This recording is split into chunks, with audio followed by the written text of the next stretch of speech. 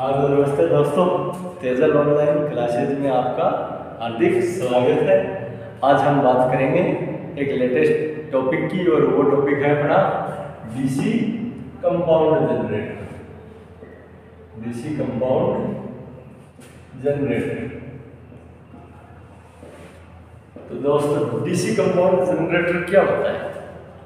DC compound generator क्या होता है? तो कंपाउंड जनरेटर क्या होता है कि वह जनरेटर जिसमें सीरीज फील्ड वाइंडिंग और शंट फील्ड वाइंडिंग दोनों पाई जाती है। कंपाउंड हो मतलब दोनों का मिश्रित रूप हो, तो उसे हम क्या कहेंगे? Compound generator. कहने का मतलब series winding plus shunt winding, दोनों वाइंडिंग जिसमें हो उसे हम क्या कहेंगे? कंपाउंड जनरेटर कहेंगे। तो आइए बात करते हैं कि कंपाउंड जनरेटर में कैसे सीरीज रहेगी और कैसे शंट। पीछे की वीडियो में आपने देखा था कि सीरीज वाइंडिंग कैसी होती है? मोटे तार की, कम लपेटों की, अर्थात कम प्रतिरोध की, उच्च इंडक्टेंस की। और शंट वाइंडिंग कैसी रहती है? पतले तार की, अधिक लपेटों की। अधिक लपेटे हैं तो लंबाई अधिक लंबाई प्रतिरोध अधिक और इंडक्टेंस कम। तो अब बात करते हैं कि कौन कौन से कंपाउंड होते हैं। तो आपको बताया था कि पहला कंपाउंड के आधार पर अपन कंपाउंड को शंट के आधार पर वर्गीकृत करते हैं, शंट के आधार पर। और दूसरा अपन ने बांटा था किसके आधार पर? फ्लक्स के आधार पर।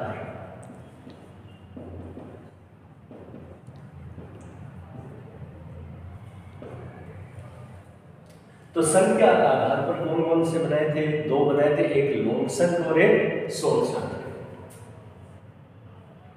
एक बनाया था लॉन्ग शंट और एक बनाया था शॉर्ट शंट। तो अब तक हम सिर्फ नाम सुन रहे थे, अब इनके ब्लॉक आरेख या डायग्राम देखेंगे कि ये किस प्रकार से जुड़े होते हैं। आर्मेचर,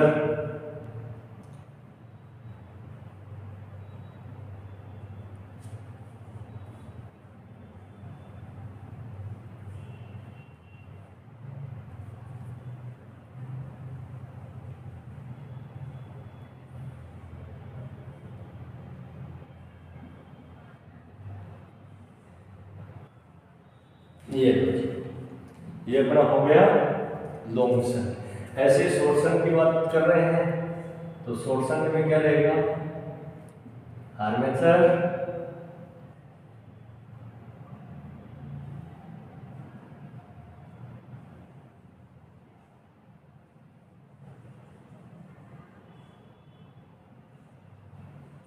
और ये अपना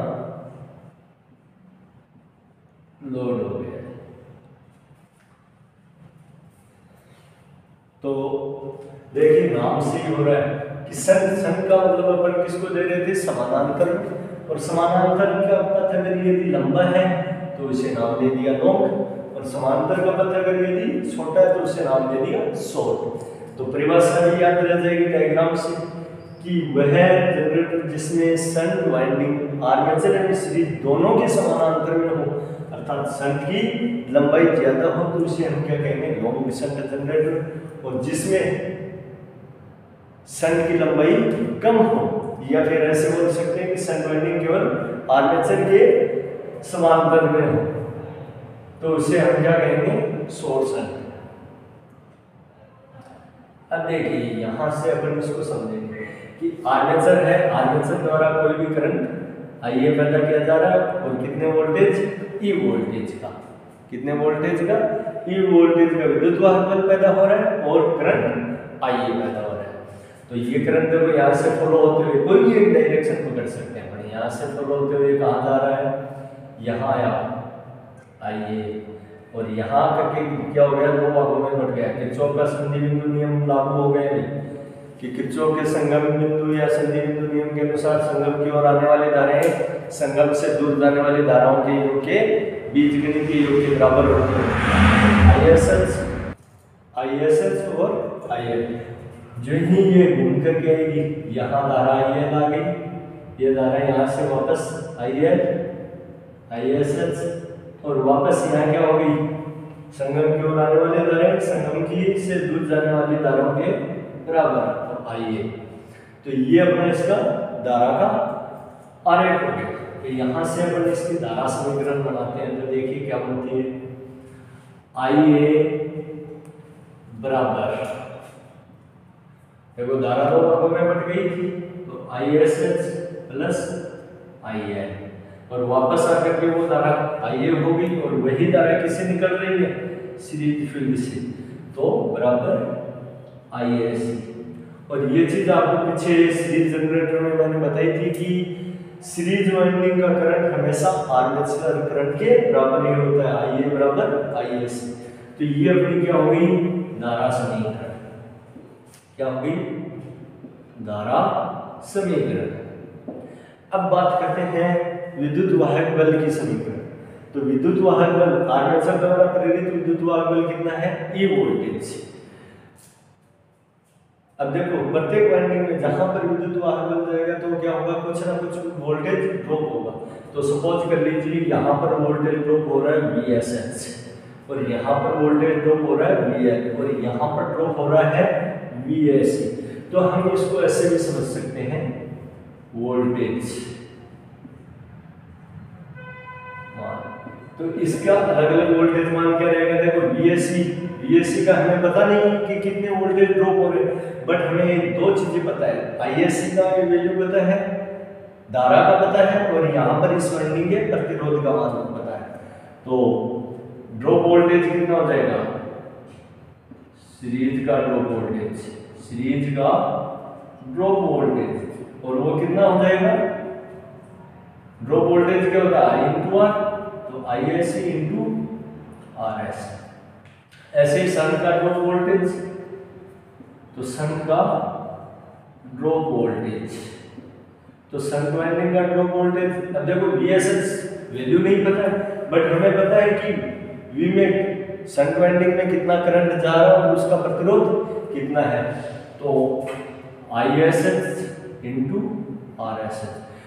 अरे ये कहाँ से आया, कुछ से तो ये है कि V बराबर क्या होता है, I इंटू R। तो इसको मैं चाहूँ तो क्या लिख दूँ, VSC, ये किसके बराबर हो गया, सीरीज के वोल्टेज के बराबर, सीरीज में ड्रॉप वोल्टेज के बराबर। और ये किसके बराबर हो गया, ये हो गया शंट में ड्रॉप वोल्टेज के बराबर। और ऐसे ही IL और RL लोड प्रतिरोध और लोड करंट का कैलकुलेशन क्या हो जाएगा, लोड पर ड्रॉप हुई वोल्टेज के बराबर। तो बात कर लेते हैं लोड की, तो लोड का ड्रॉप वोल्टेज या लोड का वोल्टेज, तो लोड का ड्रॉप वोल्टेज कितना हो गया, IL इंटू RL, और इसको किससे दर्शा सकते हैं हम, VL से, लोड वोल्टेज। अब देखो इसका संबंध या समीकरण क्या हो गई, E वोल्टेज पैदा हुई है, बाकी के सारे घटक क्या है, वोल्टेज खर्च कर रहे हैं, पैदा तो कोई कर रही नहीं, पैदा तो सिर्फ एक आर्मेचर में हो रहे हैं वोल्टेज, बाकी सब में वोल्टेज ड्रॉप हो रहे हैं। तो और सारा का सारा एक बंद लूप है, बंद परिपथ है, और जहां पर वोल्टेज की बात हो रही है, बंद परिपथ की चर्चा हो रही है, तो हमें पता है कि वहां पर कौन सा वोल्टेज नियम लगेगा, किरचॉफ का बंद परिपथ नियम या किरचॉफ का वोल्टता नियम। तो किरचॉफ का वोल्टता नियम क्या बोल रहा है कि किसी भी बंद परिपथ में दी गई वोल्टेज का मान उस परिपथ में ड्रॉप होने वाले समस्त दो घटकों के, तो मान कितना हो जाएगा, पैदा हुई वोल्टेज कितनी है, E, तो E बराबर बाकी की सारी ड्रॉप वोल्टेज हैं, तो E बराबर देखो कहाँ ड्रॉप हो रही है, आर्मेचर के से निकल रही, सीरीज में ड्रॉप हो रही है, शंट में हो रही है और लोड पर। तो सीरीज की कितनी है, ISC इंटू RSC, बिल्कुल। अब देखो यहाँ पर अपने को ये और देखना है कि शंट और लोड दोनों क्या है, समानांतर कंडीशन में, शंट और लोड दोनों किसमें है, समानांतर में। और समानांतर में हमें पता है कि जहाँ पर समानांतर परिपथ होता है तो वहां पर दोनों भागों में प्रवाहित होने वाली ड्रॉप वोल्टेज का मान क्या होता है, हमेशा एक समान रहता है। तो किसी एक का ले लेते हैं, क्या कर देते हैं, किसी एक का ले लेते हैं, प्लस VL, हम इसको ऐसे भी लिख सकते हैं VL। तो ये हमारी इस भाग से होगी। और दूसरी अगर यदि अपन देखें केवल लोड को हटा करके शंट के साथ, तो E बराबर ISC इंटू RSC प्लस यहाँ पर कौन सी आ जाएगी, शंट की ड्रॉप वोल्टेज।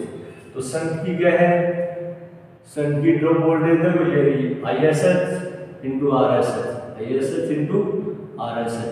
जबकि हमें पता है कि शंट की ड्रॉप वोल्टेज किसके बराबर है, लोड के बराबर है, क्योंकि दोनों समानांतर में, और समानांतर में समानांतर पथों में क्या होती है, वोल्टता का मान क्या रहता है, हमेशा है एक समान। तो हम इसको क्या लिख सकते हैं कि ये भी मान सकते हैं कि VSH बराबर VL, शंट वाइंडिंग में ड्रॉप वोल्टेज बराबर लोड वाइंडिंग में ड्रॉप वोल्टेज। तो या तो ये लिख दूं या फिर ये लिख दो, और ISH इंटू RSH को ही हम क्या लिख रहे हैं, VSH। तो कोई भी एक समीकरण यहाँ से अपन वोल्टेज की मान सकते हैं। अगर अपने को लोड के साथ मिल रही है तो VL कर देंगे, शंट वाइंडिंग के साथ मिल रही है तो VSH कर देंगे। अगर वोल्टेज ना देकर के करंट और प्रतिरोध के बीच में बात हो रही है तो ISH इंटू RSH लिख देंगे। तो ये हो गई हमारी वोल्टता की समीकरण, किसकी, लॉन्ग शंट की। अब बात करते हैं हम शॉर्ट शंट जनरेटर।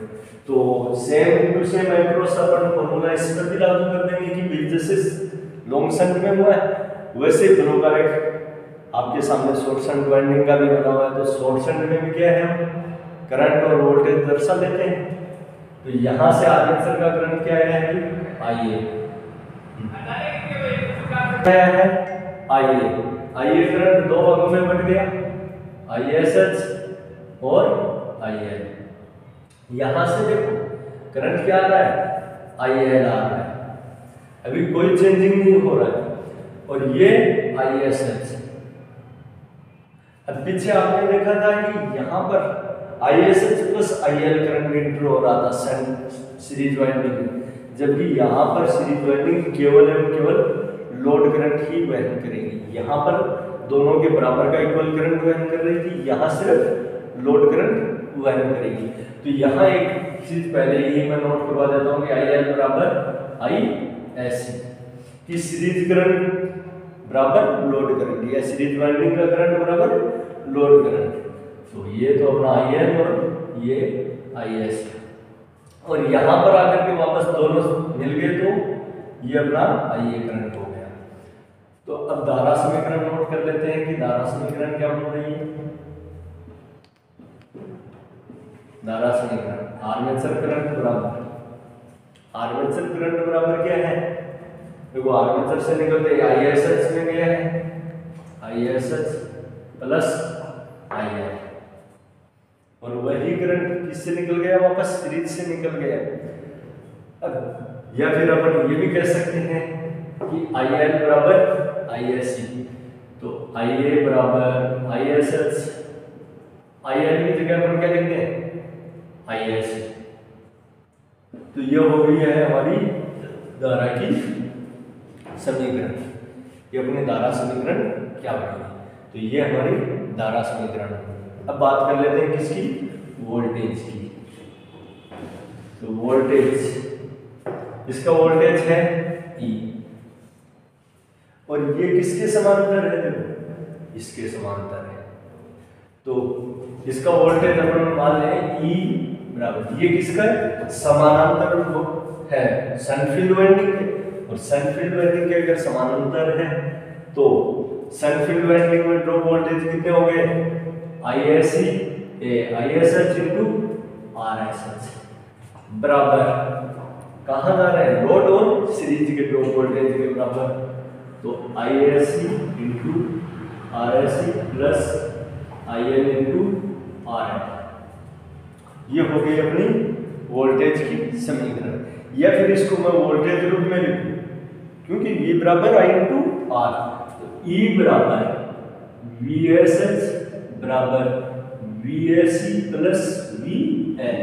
अब यहाँ पर ध्यान देने वाली बात है कि जो जनरेटर में वोल्टेज पैदा हो रहे हैं वो वोल्टेज लोड और सीरीज दोनों में बढ़ जाएंगे, ड्रॉप होंगे, और यहाँ पर जो वोल्टेज पैदा हो रहे हैं वो वोल्टेज जो आर्मेचर में पैदा हो रहे हैं उनमें से सीरीज के निकालने के बाद शेष बचे हुए वोल्टेज लोड पर जा रहे हैं। तो ये अपनी वोल्टेज की समीकरण हो गई। तो लॉन्ग शंट और शॉर्ट शंट में आपके धारा और वोल्टेज का संबंध समय आ गया। तो चलो दोस्तों, आ गया समझ में। Thank you.